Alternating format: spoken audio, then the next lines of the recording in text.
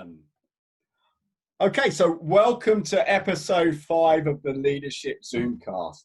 And thank you ever so much for all the great feedback we've been getting over the last week since we put episode 4 up. And we've just been amazed by the following and the feedback. We actually got well over 100 views on one of the videos the other day, which we were absolutely overwhelmed by. So we're delighted it's valuing and you're getting some value out of this and it's helping you. Albert, how are you doing this week? I'm good. I'm not bad, actually. Yeah, I was enjoying jet washing the driveway this morning. It's amazing what you think about when you're jet washing a driveway, right? So okay. I've got loads of stuff that I've captured in my mind for another time, Neil. Not for now, but we can talk about it later. And how are you feeling? Are you excited about all the followings we're getting, all the feedback? Man, it's absolutely great. So I think, as you said, right, we've had some good numbers. I think if I look at the LinkedIn post that I did, I was getting like 1,200, 1,400. Episode 4 last week, difficult situations. This morning, we were looking at 7,600 views. Wow. I don't know who's viewing us, guys, but if we're helping people and it's adding value for you and it's answering questions for you, fantastic. That's great. And it looks to me like we've been Zoom bombed today. So who have we been Zoom bombed by? Listen, so guys, Neil did say last week we were going to invite a guest along. And we're really, really privileged to have with us today. We've got Jean MacAskill. So Jean and I worked together, for probably 15 years now. Neil, Jean and I worked together for something like 10, 12 years now. So I don't go into all the history of how we worked together. Maybe Jean and I can tell you about that some other time. But really glad to invite Jean along. Jean's title as it stands right now is Conscious Leaders and Teams Consultant. So, Jean, great to have you with us. How are you? Welcome.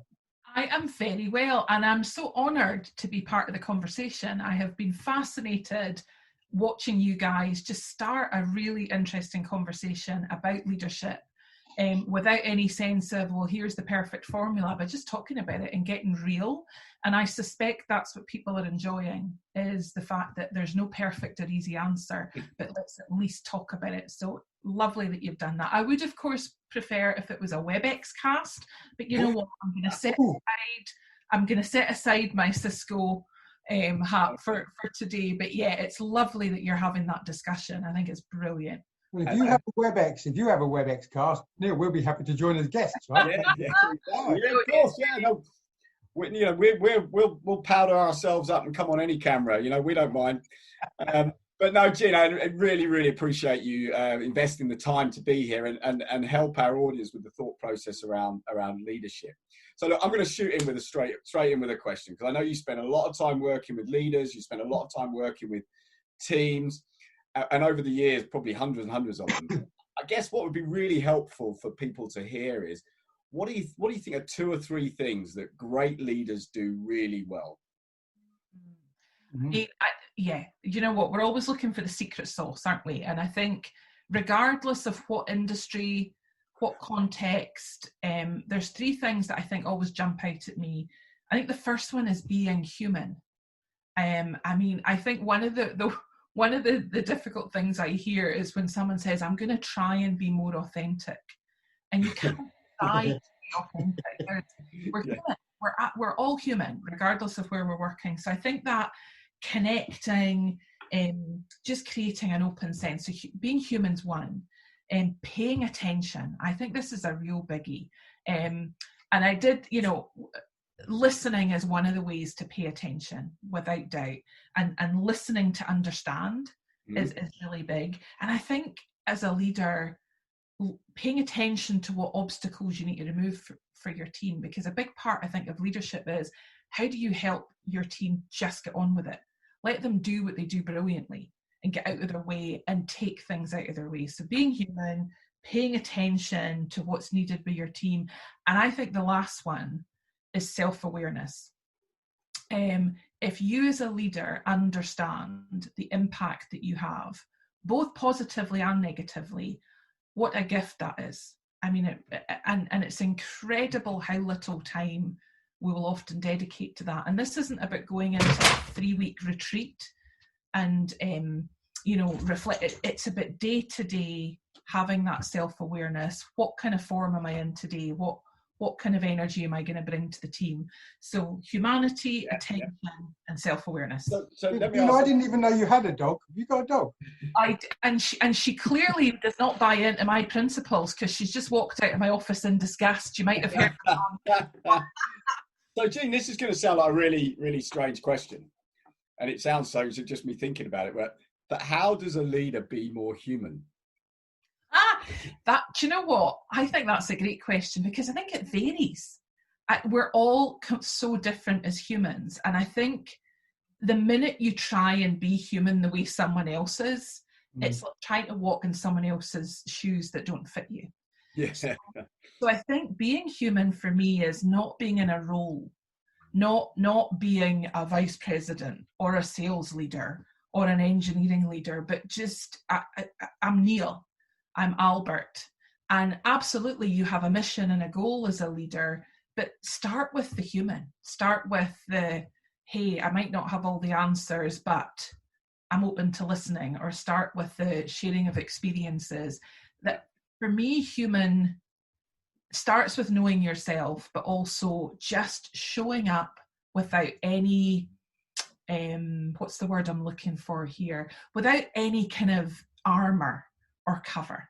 I think that's another big part of it. And that's where vulnerability comes into it.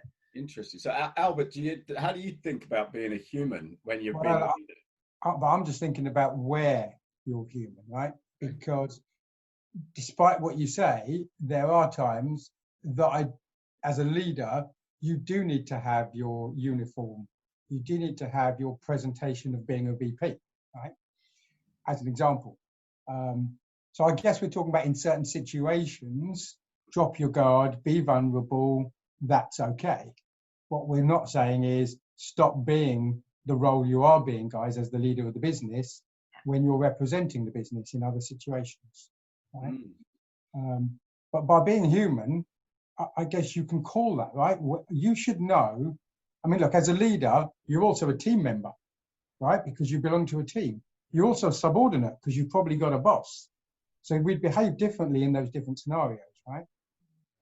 But with the team have got to feel comfortable. I guess what you're saying, Jean, is that you are authentic, you are honest, you know, and you are, what did we talk about last time, Neil? Fair, right? Yeah. That's what people are looking for. Yeah. Does humanity, being human rather, does it have to mean that you are vulnerable?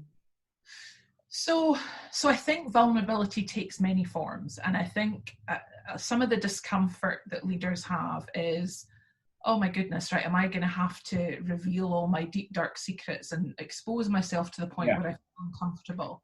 And even as the queen of too much information myself, I will still have points where I'm like, actually, I don't know that I want to share this today, just because for whatever reason, it's not the right thing for that session or the meeting. I think vulnerability can be admitting when you get it wrong. I think vulnerability can be, I'm tired today. You know, I was delivering a late session last night, and guys, can someone else just kick this off? I'm exhausted.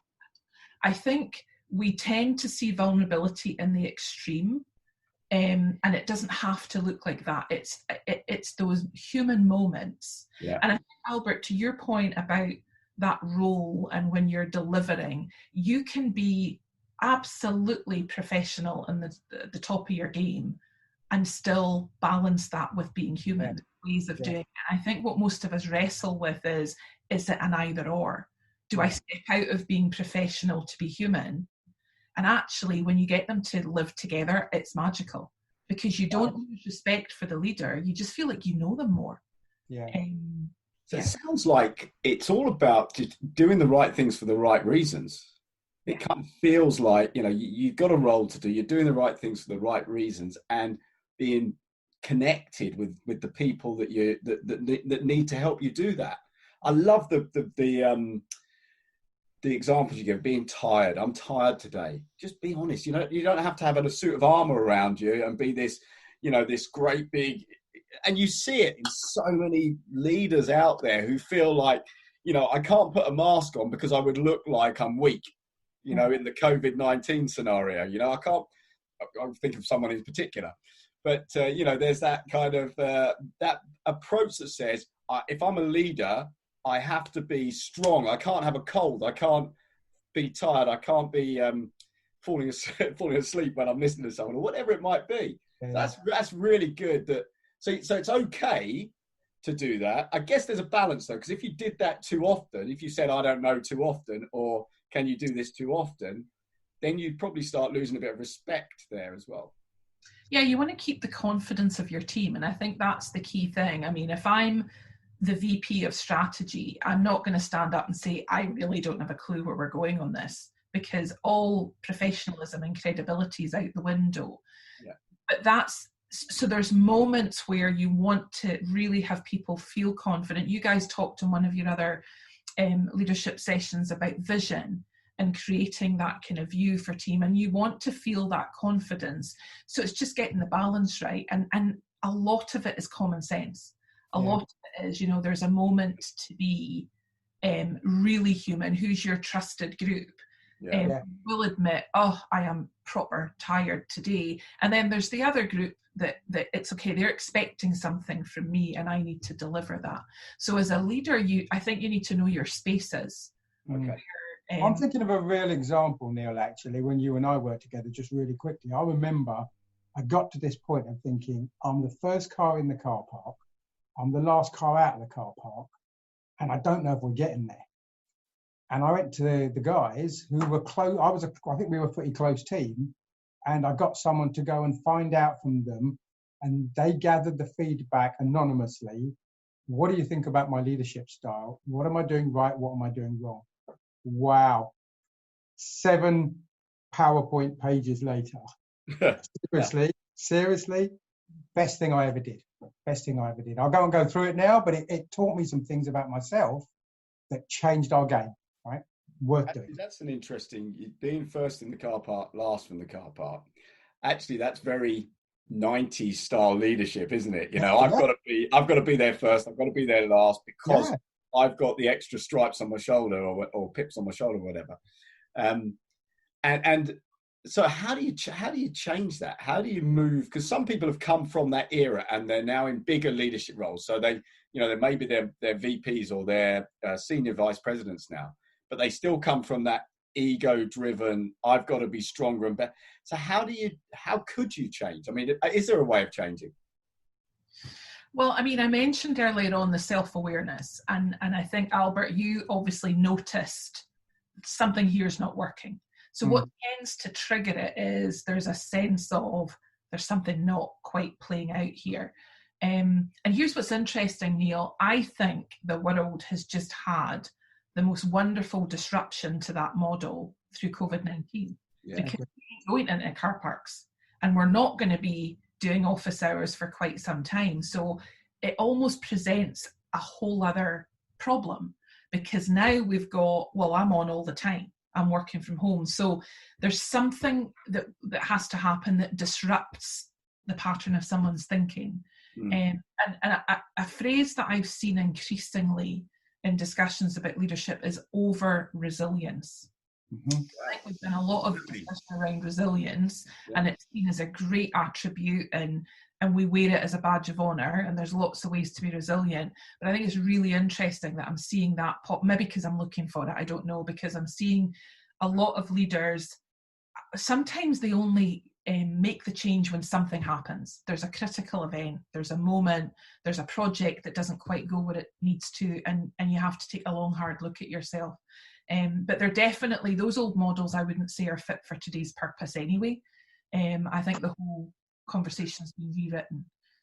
But there has to be a willingness on the part of the leader, like for you to be that open, Albert. You can invite feedback and that's brilliant, but are you going to listen to it? Are you, can you be human enough to take it on board without getting, I'm going to defend and explain why, but actually say, okay, here's a message. That's not easy. I mean, that is not easy to do for any human, regardless whether they're a leader or not. Yeah. Well, your title's interesting, Jean, right? Conscious Leaders and Teams Consultant. And I was looking up some stuff about that. In fact, Charlie Johnson had written some stuff online. But the trust word comes in there big time, right? Big time. So tell us a little bit about trust. What do you think about that? So So trust's a wonderful thing, and it's often intangible, but do you know when it's not there? You really know it when it's not there. And I was just working with a team this morning, and whenever I position the conversation about trust, I always use an image of a jar full of marbles. Okay. It relates back to some of the work that Brené Brown has done. You cannot just suddenly do a massive thing that creates trust. Right, we've done this once, brilliant, we've had everybody together, now we all trust each other, fabulous. It just doesn't work like that. It's in the small things. So I think the challenge with trust is you have to be consistent. If you're not, and that's where being human comes into it, because that's where you will often see trust building. There's a connection that feels real. When there's trust, you can weather storms in a completely different way. You can get things done in a completely different way, because there's a whole noise of stuff that goes on in your head that's not there anymore.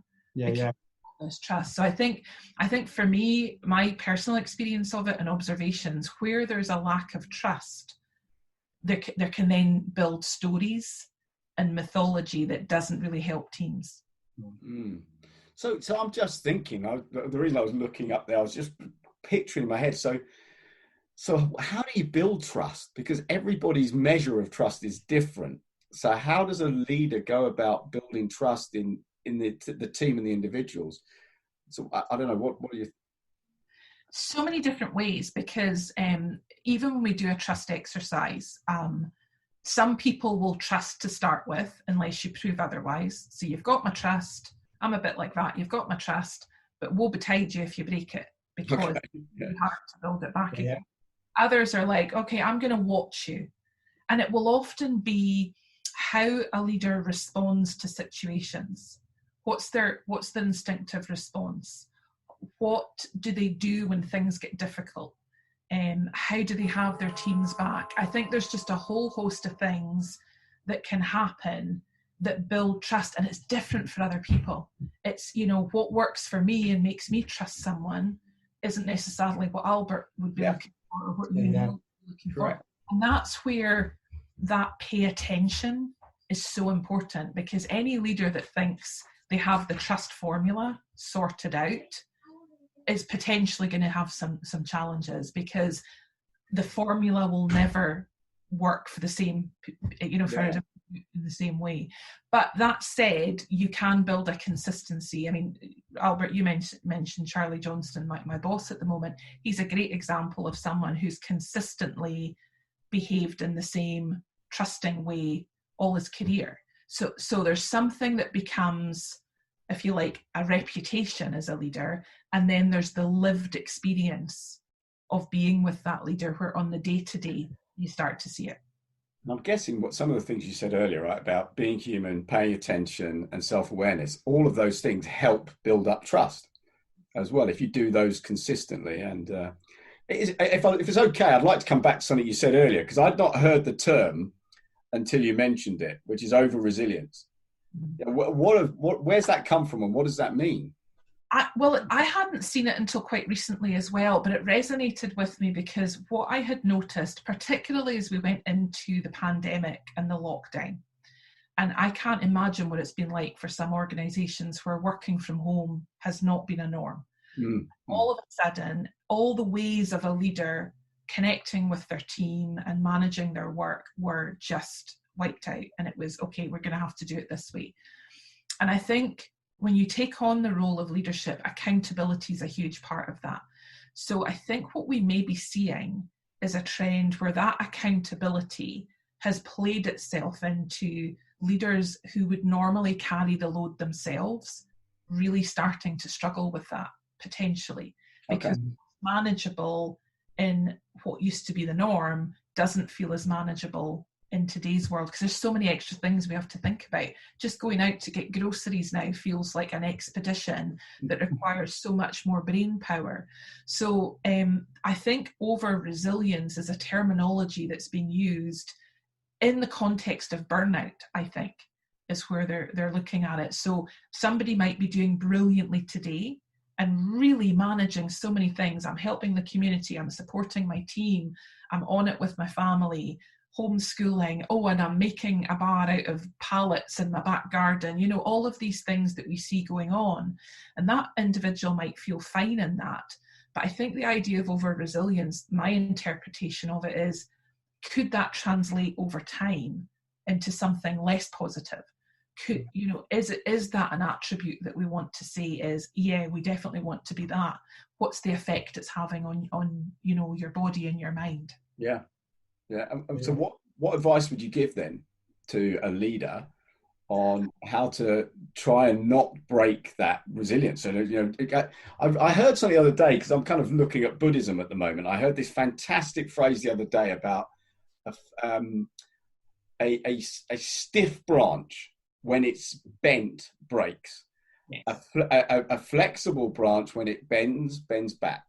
Yes. And it was kind of I thought it was a great, classic Buddhist type term, but it just came to mind as you talked. So how do you stop someone being so stiff that they break? What kind of advice could you give a leader on that? So I'm going to go back to the self-awareness. So okay. One of the things that I've noticed at work, and for some years now, we've been introducing more mindfulness and a more mindful approach to how to do things. And that would probably have felt like a really, where does that live in leadership? But a big part of it with mindfulness is noticing. When you are going at 100 miles an hour, it is incredibly difficult to notice what's going on because you're at speed. So as a leader, it may be actually, someone says it's over resilience, for you it might be the right level, but have you stopped and paid attention? What's going on? I mean, even this morning I was working with a team, and I quite regularly will do like a 3-minute mindfulness body scan with them. Don't get me wrong, you sometimes get the kind of look in the screen that's like, okay, I'm going to go with this because I'm polite, but I have no idea why we're doing this. And it's incredible how many people say, I didn't realize I had tension in my shoulders. There's something going on in my back. So I think with that one, you have to have the ability to be self-aware and notice, and then get curious about, right, well, what's that all about? How's that going to play out? And you only do that if you stop. That, even if it's for 2 minutes, that would be I'm sure there's lots of other ways, but that's the one I think is most accessible to people, and they could start that straight away. Are there any resources out there that we could recommend to people that would help them with that? A ton. I think I use the app Headspace very regularly. I find that really, really helpful, particularly with the busy mind. Today there are so many free options available online. I think anyone, if they Googled mindfulness or leadership combined, they would get plenty. And it's finding what works for you. For some people, all they need is a walk in the woods. If you've got a dog, take the dog out. And there's something about just taking yourself off that speeding train, or whatever metaphor you want to use, and just breathe, as opposed to going from one thing. I think that would really help. I think you're right. The change of environment is really important. When Neil and I have got chats to have, the best way to do it is for us to walk and talk, right? Sitting in the office across the desk can be a barrier sometimes. Actually, walking meetings really interesting. In fact, I've got 3 next week. Because we can't meet face to face actually. And I in the summer I do try and do a lot of walking meetings with clients or customers. So that I don't know. Do you see that working, or people go outside and actually have meetings while they're outside together? I cannot recommend it highly enough. Now, it is a challenge living in Scotland when it gets a bit windy. That can be tough. But joking aside, I think it's the one thing that pops up most, particularly since we went into lockdown.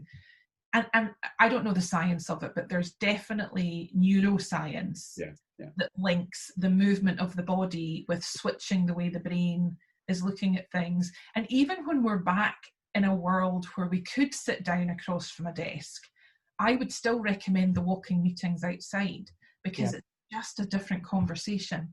And even being side by side with someone rather than facing them. So, and I wouldn't let anyone be put off about time.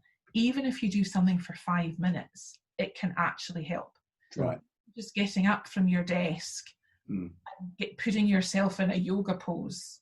Yeah. Believe me, I don't do any adventurous ones. So if I can do a yoga pose, anyone can. Getting into it's fine. Getting out of it's the challenge.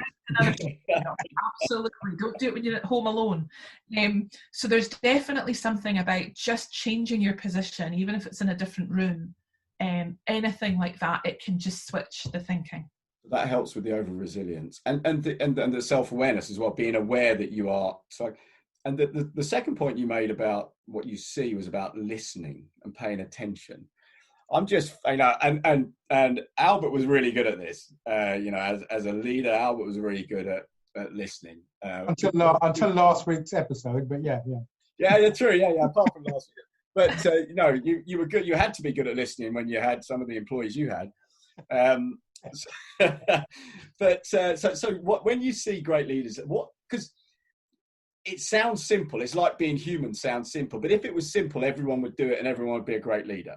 So what are some of the tips or some of the things that you see great leaders do when we talk about listening? Yes. Now, interestingly, this is the one, and I do have to give credit to my current boss, because you've probably heard the expression all hands for years. Yeah. Mm-hmm. He has all ears. He doesn't have ears. That's interesting. And I think what's really interesting is the leaders who do this well are persistent, because creating a platform, whether it's for a small team or a big organization, and saying, we want to hear from you, we want your views, we want your insights, that invitation alone is rarely enough. There has to be a persistence. So I think not just creating the invitation, but showing that you've heard, showing that you've paid attention, and doing something with what you've understood. I mean, there's nothing worse than being asked for your input, asked for your guidance or your wisdom or your experience, and then you feel like, well, that went on a PowerPoint, but we're never going to see that again. So I think having a real sense of, if I share here, first of all, I'm going to be safe. So you have to take time, I think, for people to feel comfortable. Am I safe to say what I really want to say? And there's a real art in that. So with that, as a leader, you need to be non-judgmental and fight. Sometimes you might feel defensive. But I've been working on this behind the scenes. You have to manage yourself as a leader to create a space that feels safe. And I think then you can tap into magic. I met with another team earlier this week, and the leader was actually really excited because he'd been trying for about 6 months to get his organization to open up, to really get ideas from them. And you could hear the energy in his voice. He's like, we've completely changed the way we're doing our planning this year, because now I'm getting everybody's voice in. And you could feel his sense of now everybody feels part of it, but that took time. So you can't do one meeting and then if it doesn't work, say, oh, well, I gave them the chance. They didn't want to speak up. Persistence. Jean, I'm thinking about a great example when you and I ran the Managers Institute. Do you remember that? Yeah. So what we ran here, guys, was 1,400 managers across the whole of the UK organisation, which we split into groups of about 300-400 people. And we got them together for a 2-3 day workshop, overnights, guest speakers and so on. And part of what Jean and I did was an executive panel. And the first time we did the executive panel, they got ripped apart because everybody went boom, boom, boom, boom, boom. But we came off the panel and they all went back to work. And we went back to them with the issues that got raised. And they went, what do you want us to do with it? No, guys, the reason you had a panel was to listen and act on what you heard. Oh, whoa. They were shaken. By the way, all the same people didn't come back to the panel next time. You're going to ask people and you're going to engage them and you're going to listen, do something with it, right? Or don't do it. Yes, absolutely. Absolutely. Yeah. And it's interesting. What I hear from, I work with lots of different organizations, big and small, and probably more in the small organizations, leaders do struggle to listen. But one of the things I hear is, well, they don't know the full picture. They don't know everything I know. They don't. And so I could ask them, but, will they be able to give me something of input because they don't see the whole thing, whereas I see the whole thing. I don't, do you see that? Yeah, I have seen that. And I think what's interesting is, and there's some truth in that when you're in a strategic role, you do have the whole picture of the complexity. I think what leaders are missing out on, though, is some of the lived experience of what's going on in their organisation. So in actual fact, what they don't realise is they're missing part of the picture. They see their team is missing this piece, but actually it's often the leader that's missing the lived experience. And I think viewing it as additional intelligence, as a I'm handing over the decision-making powers to this group. And some of it comes from a place of feeling like, oh, does it make it look as though I don't know what I'm doing if I'm asking these guys? So that's back to when I talk about being human, a big part of that is giving your ego a day off. You know, and that's actually a principle within Cisco where I work. That is one of our guiding principles for everyone, not just leaders. Give your ego a day off, because it can get in the way of you just being open to more information. I read that last night and it made me giggle. I thought it was a fantastic line. Especially in the IT industry, you know, which has been a very ego-driven industry. A bit like the finance industry that I do a lot of work in, is, you know, egos are big, and in leaders, the kind of the egos get bigger as well, because people feel more worried about their role and they want to protect their role and their position more. So I'm going to move because we could talk about this forever. But Albert, there was a question I know that you were raised with Jean. So. Yeah, but good. I mean, I kind of think back, one of our previous broadcasts, we talked about role models. And I was thinking about, I use those role models to kind of mimic the things they were doing, not to clone on them, but to kind of mimic that. A theme on that would be, could you give us examples of things where you've seen a leader do something outstanding and you've gone, wow? And then on the converse of that, something you've seen a leader do and you've gone, oh, wow. Yeah, and I think the wow can have a very different tone. Let me start with what perhaps had less of a positive impact. I think in any case where I have seen a leader say one thing and do another, you can almost feel the trust evaporate in the room as it's happening. Yeah. And it tends to come in a situation where a leader perhaps underestimates just how savvy the audience are that they're dealing with. And I think underestimate your teams at your peril, because, you know, they might not be the SVP of strategy or whatever your role is, but they all bring their own experience and knowledge. So I think that saying one thing and doing another really creates great difficulty, I think, in trying to form any kind of trust going forward. Okay. On the flip side of that, and we kind of touched on it earlier on, a leader who is persistently curious and open and genuinely comes to the table, be it with a one-to-one, a group of 10 or a room of 100, they're there with a sense of curiosity and they're confident about their abilities. They know they bring something special to the table, but they're humble enough to acknowledge that there's more to learn. So I think that's where that balance comes. How do you show up with the confidence for people to feel, yeah, I want to listen to them, and the humility to be open enough and persistent enough to get that knowledge? Every specific I have, either positive or negative, I could probably trace to those two things. Perfect. And that's just joined the dots in some things you've already said, right? So yeah, thank you, Neil. I wanted to get that one in, so thank you very much.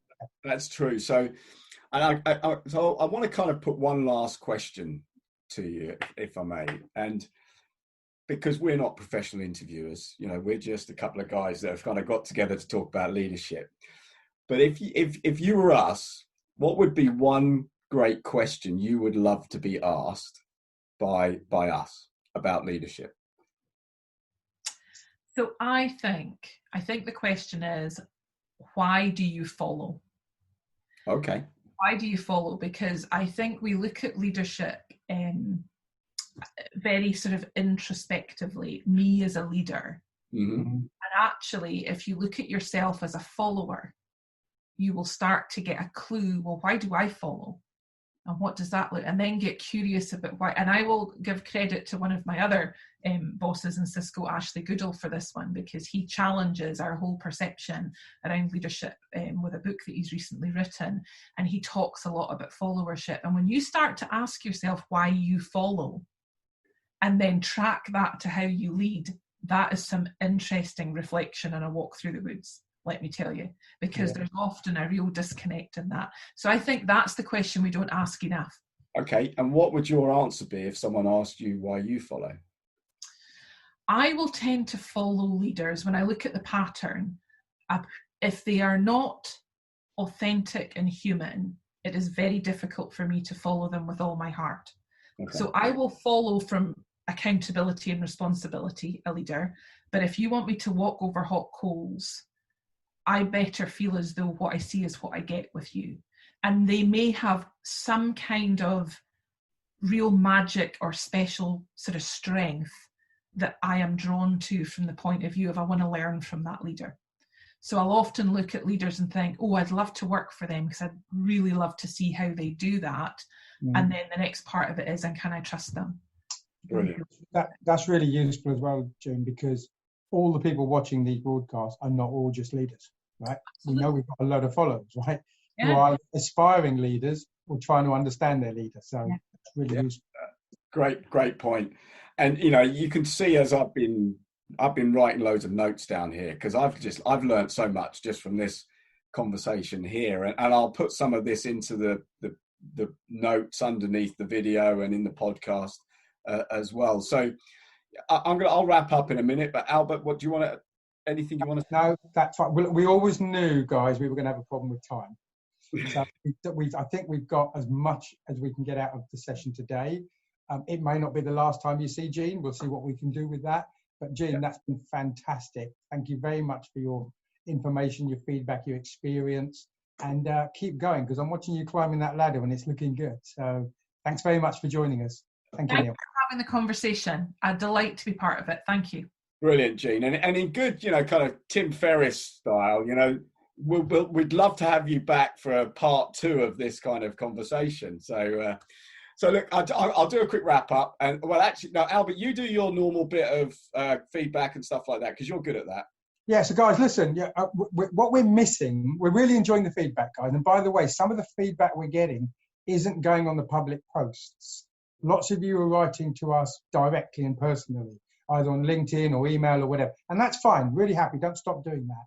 But do share some things on the public post. Ask some questions on the public post. But we invite you, tell us what topics you want to hear about. We've got a list of stuff. Neil's going to tell you what we're planning for the future. But if you've got something you really want to hear about, it pleases us more to answer those questions for you than for us to bring it to the table. So, yeah, please keep it coming in, guys. Thank you. Brilliant. Okay, so to just kind of pull it together, thanks everyone. Thanks, Jean. Brilliant to have you here. Albert, great to see you again. And we got our backgrounds looking very, very similar today, which is awesome. The podcast is now available on most of the podcast sites as well. So the audio recording of this is available on those, which is including Spotify. I was really excited when I saw it on there the other day. But please leave us comments, thumbs ups on YouTube down below, and hit the subscribe button. We're getting lots of subscribers. Really appreciate that. So next week we thought we might cover the topic of looking after yourself as a leader, and we started talking about it today, but kind of expand on that a little bit as well. But listen, great to see you guys today. Thank you for joining us, and have a great rest of the week. Excellent. Cheers, guys. Take care. All the best. See you.